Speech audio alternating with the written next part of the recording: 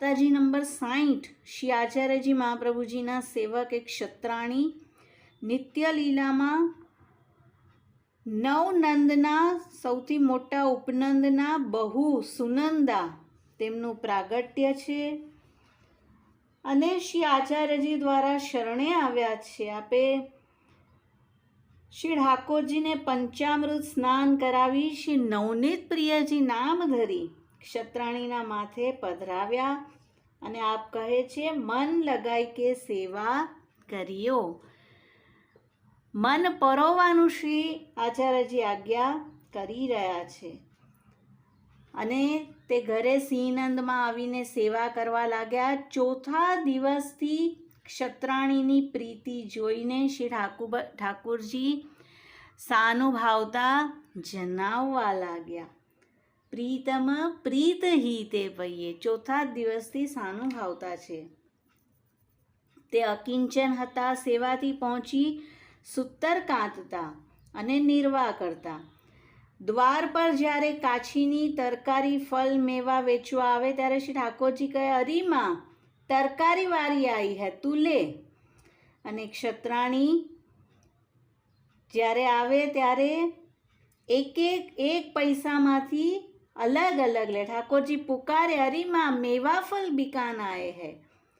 અને કાચનીને લાગે કે આનો બેટા ઘરમાં બડો પ્યારો લાગે છે અને બહાર નજર લાગી જાય તેથી તે બહાર કાઢતી નથી. ક્ષત્રાણીને તે નિત્ય પહેલાં દઈ જાય અને ગામમાં તેની કમાઈ પણ બહુ થાય. 2-4 વાર દ્વાર પર આવીને પુકારી જાય. ક્યારેક ક્ષત્રાણી કોઈ કામમાં હોય અને તરકારીવાળી દૂર નીકળી જાય તો ઠાકોરજી દોડીને તેને પુકારે બેગી આવો મેરી માં લેગી. અને આવો સુંદર શબ્દ સુનીને તે દોડી આવે. શ્રી ઠાકોરજી તો પુકારીને ભીતર ભાજી જાય અને કાચનીને કોઈ દેખાય નહીં. ક્ષત્રાણી કહે લાલા બહાર ન જઈએ નજરે લાગી જાય. ઠાકોરજી કહેતે तरकारी वाली चली जाती तो तू कहाँ ते लेती कहाँ भोग धरती. ક્ષત્રાણી કહે लाला और काचनी आवेगी परंतु तुम मंदिर ते बाहर मती जाओ. અને ક્યારેક જો તરકારીવાળી પુકારીને ચાલી જાય બાઈ સેવામાં ન સાંભળે તો ઠાકોરજી લૌકિક બાલકની જેમ ઝઘડો કરે. તરકારીવાળી ચલી ગઈ અબ તો કहाँ તે લાવેગી કहाँ ભોગ ધરેગી. साग तरकारी विना तो मैं नहीं हरोगूंगो. અને ક્ષત્રાણી कहती लाला मैं तो और काचनी आवेगी तासो लेऊंगी न आवेगी तो बाजार ते लाई के सब प्रकार की करूंगी. तुम्हारी मती करो प्रसन्न रहो. અને ઠાકોરજી તેના કંધા પર ચડીને કહેતા કબ લાવેગી.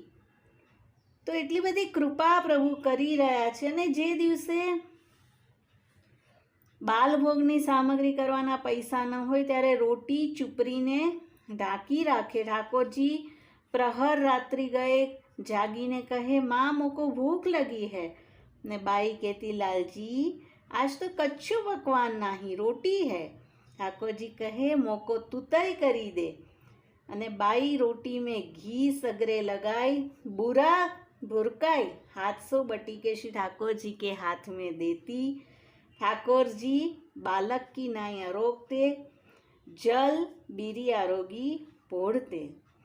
તો એટલું બધું શ્રી ઠાકોરજી એક બાલકની જેમ તેમને સ્નેહ પ્રગટ કરી રહ્યા છે, સાનુભાવતા જણાવી રહ્યા છે. મનમાં ખેદ થતો કે આજે તો લાલાને કચ્છું પકવાન ન મળ્યું, સૂકી રોટી આરોગ્યા. ને પછી એકવાર એક પાવલી ઉધારો કરી 4 ભાંતિના પકવાન કર્યા. અર્ધરાત્રિએ ઠાકોરજીએ કહ્યું મોકો ભૂખ લગી હૈ અને પકવાન ધર્યા તો પ્રભુજી કહી રહ્યા છે આજ રોટી ક્यों ન ધરી, તેરે પાસ તો પૈસા ન હતે, પકવાન કહાં તે કિયો. અને બાઈ કહે કે હું ઉધારો કરીને લાવી છું. ઠાકોરજી કહે છે ઉધારો કર જ ક્यों કિયો, મોકો તો ચુપરી રોટી બહોત ભાવત હૈ. એટલા બધા પ્રભુજી વશ થઈ જાય છે સેવકને કે તેની કેવલ રોટી આરોગવા પણ તૈયાર છે. અને દ્રવ્ય એટલા માટે શ્રી ઠાકોરજીએ અધિક નથી આપ્યું કે ક્ષણ બાઈના મનનો નિરોધ થાય કે આટલું સૂતર કાંતીશ તો આટલું દ્રવ્ય થશે, આ સામગ્રી કરીશ, મારા લાલા તો રોટી અરોગે છે તો હું કચ્છું જતન કરીને વિશેષ આરોગાવું.